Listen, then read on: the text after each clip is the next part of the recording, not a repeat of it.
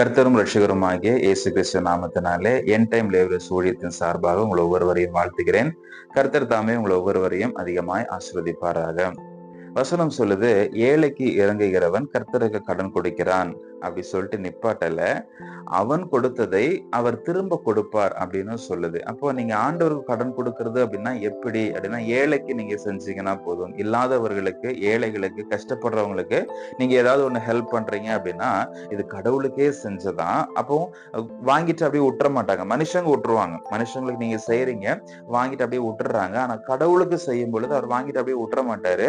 அவர் அதை திரும்ப கொடுப்பார் அப்படின்ட்டு வேதம் சொல்லுது. சோ இன்றைக்கும் கூட ஆண்டவர் உங்ககிட்ட எதிர்பார்க்கிறது ஏழைக்கு இறங்குகள் அப்படின்ட்டு. என் டைம் லேபர்ஸ் ஊழியத்தின் சார்பாக இன்ப குடில் அப்படின்ற ஒரு முதியோர் இல்லம் ஒரு 4 மாதத்துக்கு முன்னாக நாங்க தொடங்கி இருந்தோம். ஸோ நிறைய பேருக்கு அதோடைய அனௌன்ஸ்மெண்ட் எல்லாம் கொடுத்திருப்பேன். நீங்க நிறைய பேர் நம்மளுடைய யூடியூப் சேனலை ஃபாலோ பண்ணக்கூடியவர்கள் நிறைய பேருக்கு உங்களுக்கு அந்த விஷயம் தெரிஞ்சிருக்கும். ஸோ உங்களுக்காக திரும்பவும் நான் ஒரு ரெக்வெஸ்ட் நான் கொடுக்குறேன். என்ன அப்படின்னா, எனக்கு அந்த முதியோர் இல்லத்துல 5 பேர் இருக்கிறாங்க. ஸோ அவங்களுக்கு கொடுக்க வேண்டிய ஃபீஸ் ஒரு ஆளுக்கு 10,000 ருபீஸ். இந்த 10,000 ருபீஸ் அப்படிங்கும்போது உங்களுக்கு பெரிய விஷயமா தெரியும். 10,000 ரூபாய் கொடுக்கணுமா அப்படின்ட்டு. ஆனா 10,000 ரூபாயில எல்லாமே இன்க்ளூடு. 3 வேளை சாப்பாடு கொடுக்குறோம். சும்மா ஒரு சாப்பாட்டுக்கு ஒரு நாளைக்கு நீங்க 50 ரூபாய் வச்சா கூட ஒரு நாளைக்கு 150 ரூபாய், மாசத்துக்கு 4,500 ரூபாய் நம்மளுக்கு வெறும் சாப்பாட்டுக்கு மட்டும் வருது. இதை தாண்டி அவங்களுக்கு காலையில டீ, சாயங்கால டீயும் ஸ்நாக்ஸும் கொடுக்குறோம். ஸோ இதெல்லாம் சேரும் கிட்டத்தட்ட 5,000 ருபீஸ் அவங்களுக்கு ரவுண்டடா சாப்பாட்டுக்கு மட்டுமே அவளுக்கு சேருது. ஸோ இதை தாண்டி அவளுக்கு வாடகை அப்படின்னு ஒண்ணு இருக்குது. 10 பேர் தங்குறாங்க அப்படிங்கும் பொழுது அதுக்கான வாடகை அது பண்ற மாதிரி இருக்கும். ஸோ வாடகையும் சரி, அதுக்கப்புறமேட்டு அவங்களுக்கு எக்ஸ்ட்ரா அவங்களுக்கு டேப்லெட், மெடிசின்ஸ் அவங்களை வெளியே கூட்டிட்டு போயிட்டு வர்றது, இப்படி நிறைய காரியங்கள் அங்க இருக்குது. அவங்களுக்கு 3 பேர் பாத்துக்கிறதுக்காக 3 எம்ப்ளாயிஸ் நம்ம அப்பாயிண்ட் பண்ணிருக்கிறோம். ஸோ அவங்களை இப்ப நம்ம ஊழியம் பண்றதுனால நம்மளும் அவங்கள போய் டேக் கேர் பண்ணிக்க முடியாது. சமையலுக்காக ஒருத்தங்க, நர்ஸ் ஒருத்தங்க அப்படின்ட்டு ஒரு 3 பேர் நம்ம அப்பாயிண்ட் பண்ணிருக்கோம். ஸோ இது எல்லாத்தையுமே சேர்த்து கிட்டத்தட்ட ஒரு நபருக்கு 14,000 ரூபாய் நம்மளுக்கு செலவாகுது. ஆனாலும் நம்ம அவ்வளவுக்கு சார்ஜ் பண்ணல. ஒரு 4,000 ரூபாய் நம்மளுக்கு சப்போர்ட்டர்ஸ் யாராவது கொடுப்பாங்க, ஒரு 10,000 ரூபாய் நம்ம சார்ஜ் பண்ண போதும் அப்படின்ட்டு 10,000 ருபீஸ் அவங்களுக்கு சார்ஜ் பண்ணிருக்கிறோம். ஸோ இந்த 10,000 ருபீஸ்ல இன்னைக்கு இருக்கக்கூடியவர்கள் எல்லாருமே 5,000, 3,000, 2,000 அந்த மாதிரி தான் கொடுக்குறாங்க. இன்னும் ஒரு நபர் ஃப்ரீயா எனக்கு வேணும் அப்படின்ட்டு ஃப்ரீயா அங்க தங்கிட்டு இருக்கிறாங்க.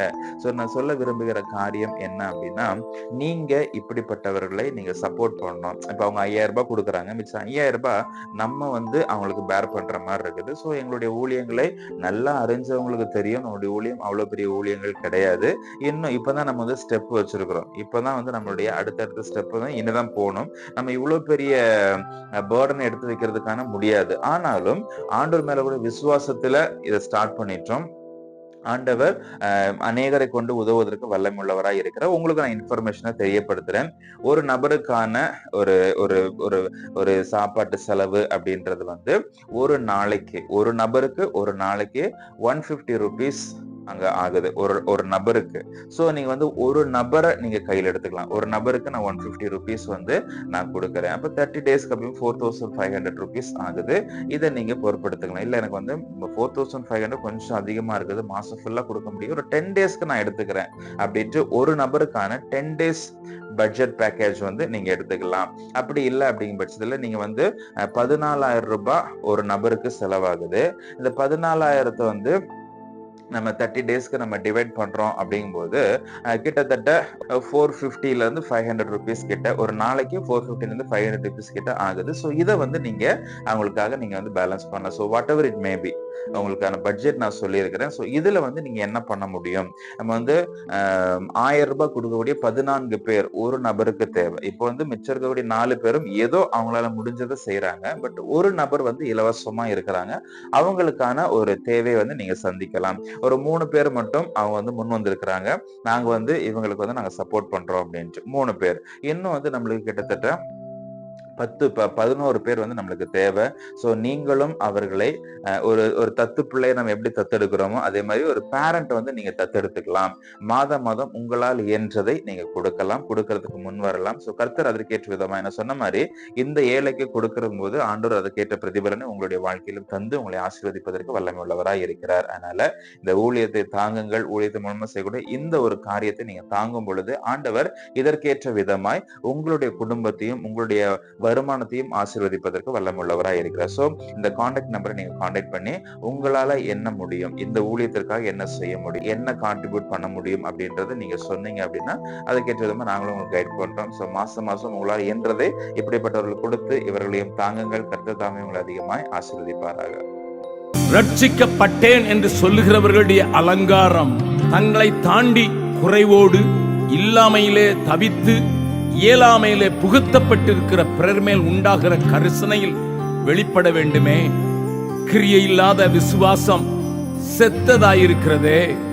இந்த நாட்டிலே 4 ஒருவர் ஏழையாம். இதை அரசாங்கமே சொல்லுகிறது. ஆனால் நான் வாழ்கிற பீகாரிலோ அது 52%. அதாவது 2 மனிதனிலே 1 மனிதன் ஒரு நேர சாப்பாட்டுக்காக போராடுகிறான். என்ன செய்கிறோம்? எத்தனை பணம் நம்முடைய அலங்கார ஆடம்பர வாழ்க்கையில வீணடிக்கப்படுகிறது. அலங்கார ஹோட்டல்களிலே வீணாகும் சாப்பாடை மாத்திரம் எடுத்தால் இந்தியாவை 3 முறை போஷித்து விடலாமாம். ஐயா, ஆண்டவரை அறிந்திருக்கிற உனக்கு அவருடைய அன்பின் தொனி கேட்காதோ? அது உன்னிலே புரண்டோடாதோ?